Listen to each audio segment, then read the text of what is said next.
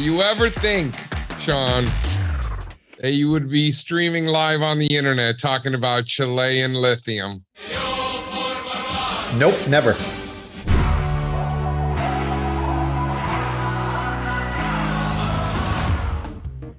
Hey everybody, JC Peretz here, founder of AllStarCharts.com, and I am joined once again by my esteemed colleague, Mr. Sean McLaughlin. What's up, Shawnee? What is happening, Big Daddy? Big Daddy of a 2-year-old so far. See if we get a couple more coming in the next few days. I'll keep you guys posted. But in the meantime, we've got quite the situation here today. So we're in our team meeting, sharing ideas, things like that. And, how this came to be is I was talking about how some of the junkier lithium stocks and whatnot are looking good, particularly showing relative strength. It's not just Albemarle or anything like that, but lithium in general. And, we're talking with the boys and it's like, why are we going to mess around with the little guys?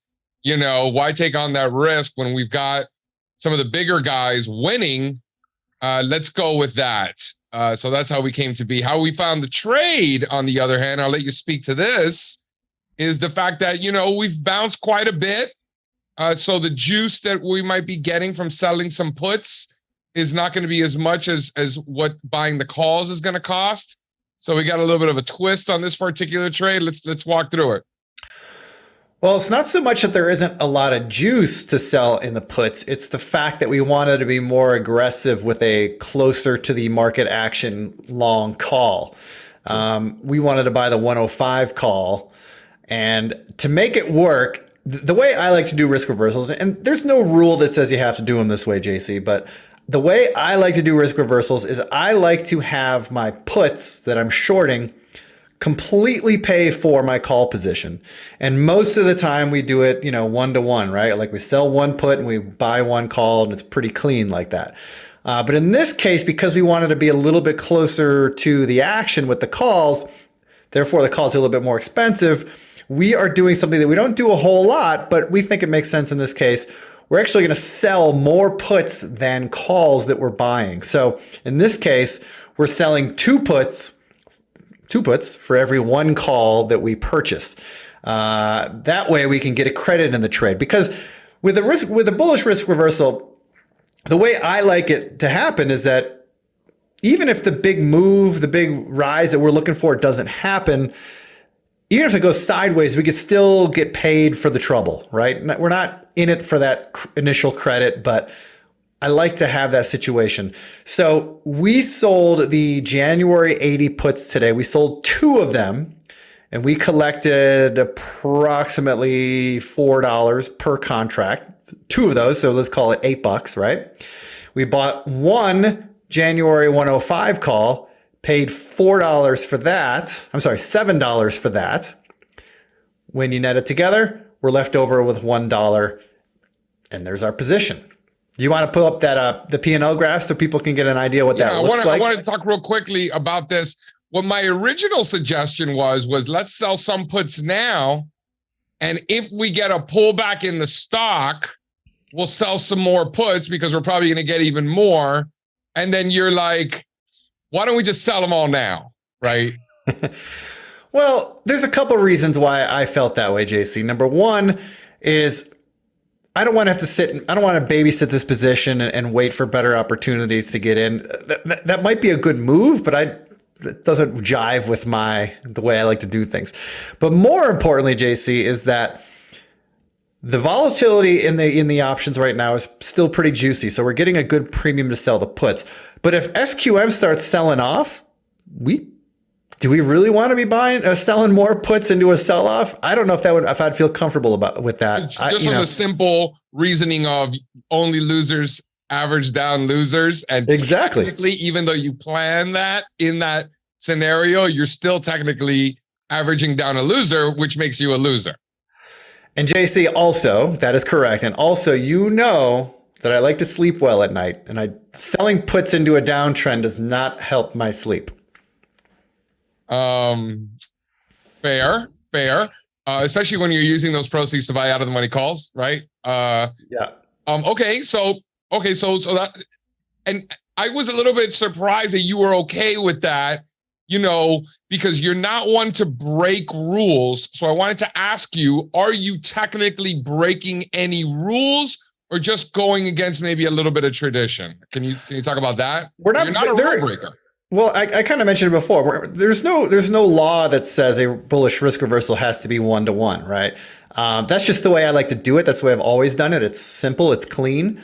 But in this case, I don't think we're breaking rules. We're just taking advantage. We're working with the market that we have. Okay. And by the way, we should point out that is that what we're doing? Are we adapting to the market environment? Is that what's going on here? To the market environment we have. Yes. And we should also point out that the reason why we chose the 80 puts to sell is because that corresponds very well with recent support that's been holding up the stock over the last, let's call it 4 months. And if that support level breaks below 80, that's a pretty clear signal to us that we're either early or wrong in this trade, and either way we want out. So that's why we chose the 80 strikes. I just wanted to make sure people were clear on that. And then just a little bit further backdrop, the relative strength in this particular name, despite the selling pressure in emerging markets, particularly Chile, because remember, SQM, maybe not remember, you might not know, SQM is a Chilean stock, Sociedad Química y Minera de Chile, SQM, and the fact that Chile as a country, what? That just rolls off your tongue. I love that. Well, I would love to go to, we should all do a field trip to Chile and drink the wine. They do a nice job down there. Shout out to my friends in Chile. But the bottom line is emerging markets in general have gotten hit. Latin America in general have gotten hit. Chilean stocks in general have gotten smoked. And look at its largest weighting, essentially a quarter of the entire index. And it's breaking out of a huge base to new all-time highs. Been breaking out. By the way, this is not a name that's new to the All-Star Charts audience. Even Shani, who doesn't exactly look like a lithium Chilean mining. Don't? What is an expert in Chilean lithium stocks looks like? I wouldn't say it looks like Sean. Probably some nerdy glasses, This is a name Sean's familiar with. We talk about it all the time. It's a leader, regardless of whether you're talking about emerging markets or Chile or otherwise. It's a name that's constantly popping up on scans. It's worked great for us in a tough tape. For me, the relative strength is off the charts, pun intended. So we like to lean bullish towards a name like this, but we want to not have to pay too much money to get exposure. If we can have the market, we can collect money from the market to help pay for the trade. In this case, pay for the whole trade because we're taking in a dollar credit. Do I have that right? It's a net dollar credit? It's a net dollar credit. That's what we got for today when we put the trade on. Now, I should... Risk management. A little sidebar here real quick is that it's important to bring this up. It's that time of the quarter where there's lots of earnings reports going on.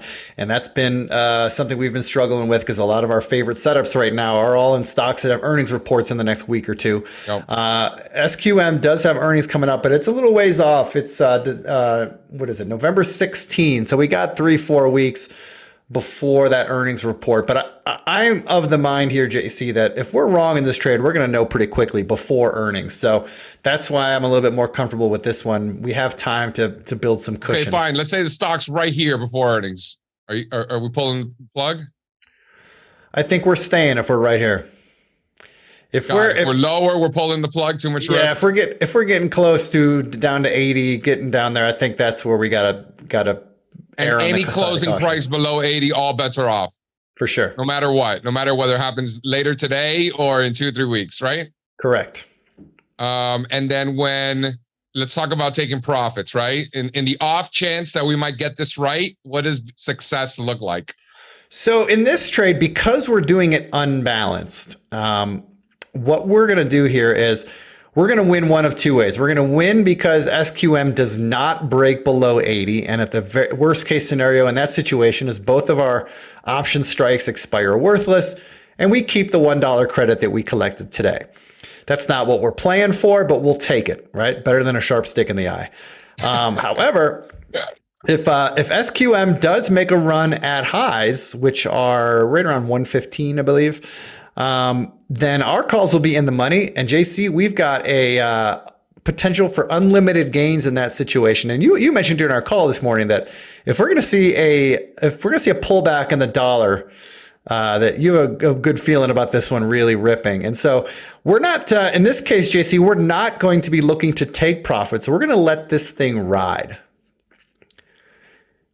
I mean, listen, I like it. This gives us until, these are the January calls, January 20th. This is 3 months away. By the way, we are entering the strongest 3-month period of the year for stocks. Next week, we enter that period, and these options expire towards the end of that period. So we have seasonality at our backs. We're coming off some of the worst sentiment in American history for equities. And I think you nailed it. I think on a weaker dollar, I think this is going to be a big winner. I think on a weaker dollar, there's going to be a lot of big winners, by the way, just to be clear. So, to my point, it's harder to screw up, right? But even though it's harder to screw up, you'd be surprised. People find ways.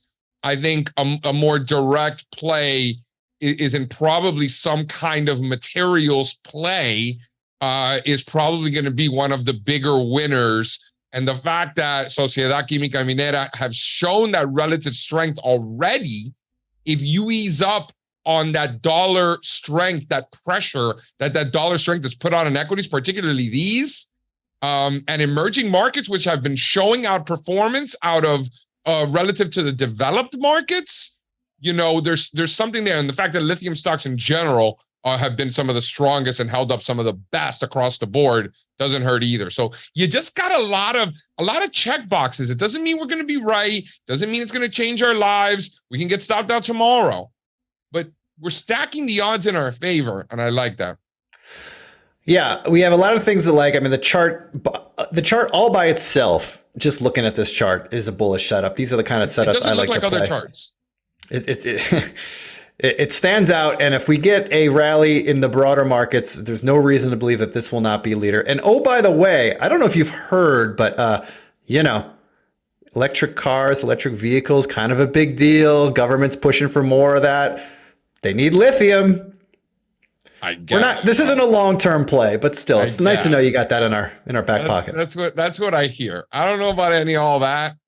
I know they're buying these. I don't know why they're buying it. That might be the case. It might not be. That's not really my problem, right? They're buying these stocks, and that's good enough for me. I like this trade. It's a riskier reversal. This is right? It's not just a regular one-to-one risk reversal. This is a riskier reversal, and I'm okay with that, right? Position size accordingly. Breaks 80, all bets are off, right? Like there are rules. Like this isn't NAM. There are rules, Sean. This isn't now. By the way, so, also side note, some of our customers have been emailing me in our chat asking about this trade, mentioning they were having a hard time getting fills in this at the credit that I mentioned. They wanted to get that $1 like what I traded, but the important thing here in this trade, it's don't get hung up on trying to get $1. You might get $1.05. You might get 80 cents. You might get 75 cents. We're not so worried about how much the credit is. We just want to have a credit of any kind because we want to at least get paid for holding this thing if it goes sideways. So, by the way, half the time I'd argue, you probably have better stats on this than me, but half the time I'd argue you get a worse fill than people reading, right? Like it goes both ways. It's kind of like around $1. You could get more, right? You might get a little less, right? But I think it all evens out at the end. For sure. That's the nature of the beast. That's it. All right. So a riskier reversal on the old SQM, little Chilean lithium for your portfolio. How you doing? I appreciate everybody being here. I'm JC Perez. This is Sean McLaughlin, and we will catch you next week.